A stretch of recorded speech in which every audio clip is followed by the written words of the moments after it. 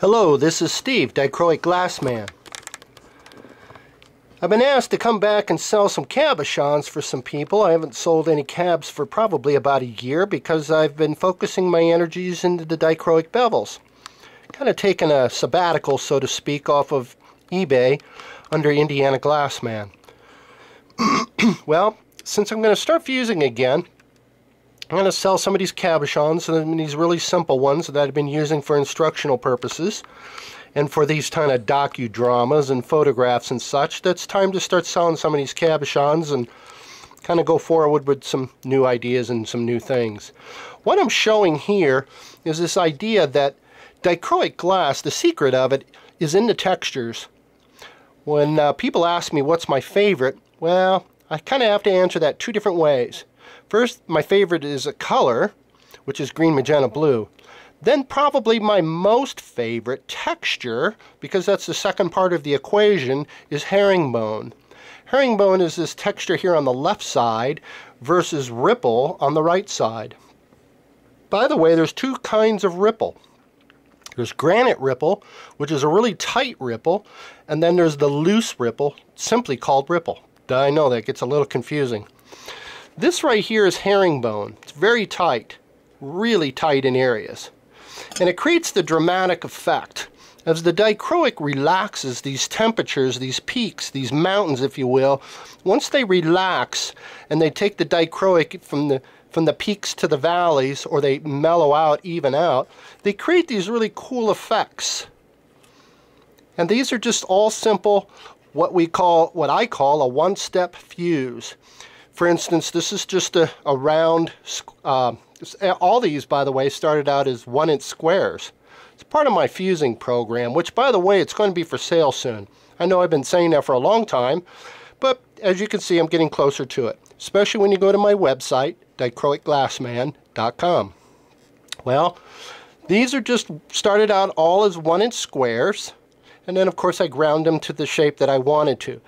But all it was just a square of this glass cut out with a clear coating, clear cap over the top, and you can create beautiful effects. Ripple, granite ripple, will get you very close to herringbone. In fact, sometimes it's really hard for even me to decide what texture I used after it's all said and done. This right here is the same glass, but it doesn't have a clear cap coat over the top, or a clear lens, or a cover. Let's see if I can't focus in on that. Yeah. That's the glass exposed. So there's no clear covering over the top, as you see in this piece, or this piece, or this piece, or this piece, and so forth. Now, the thing you're going to have when you have these valleys is you're going to have the opportunity for gas bubbles, as you see one right here. There's a gas bubble. It's kind of hard to avoid. People are constantly trying to come up with ways to avoid getting the gas bubbles, but the deeper the texture, those valleys that's in this glass here, this herringbone, especially that area. Check out that area. Really tight area.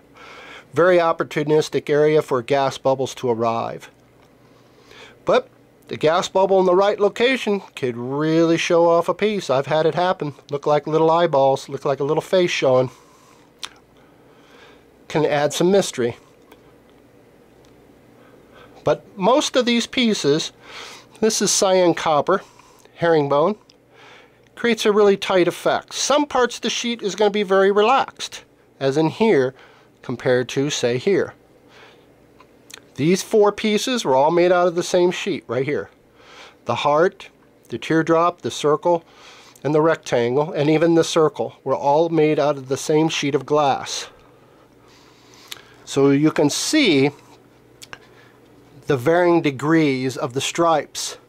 That is determined by these. How many ridges, and the tightness of those ridges. You see how that's very tight. This is green magenta aurora borealis. This is a really deep yellow violet, both on black. Very heavy textures, very heavy.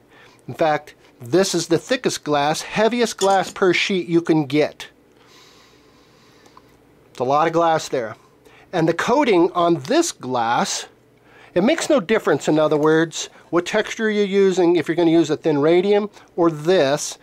CBS could care less. The machine, the computer could care less. It's going to coat 17 microns for a standard color, 32 to 34 for premium color. That's all technology, that's all the physics and what have you. I'm not sure how many microns. A micron is a millionth of an inch, by the way. So it really doesn't matter what texture. The computer is going to coat the sheet 17 microns, irregardless of what the texture looks like. So this is the heaviest texture. This is really thick stuff.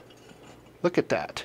It's really thick as compared to this. Really thin. See how thin that is? As compared to this. Let's put them side by side. You can kind of get an idea. It's kind of hard to do this with one hand. I think I'm doing pretty good. There, look at the overall difference. It's dramatic. The glass on the left is as much as 3 times thicker than the one on the right.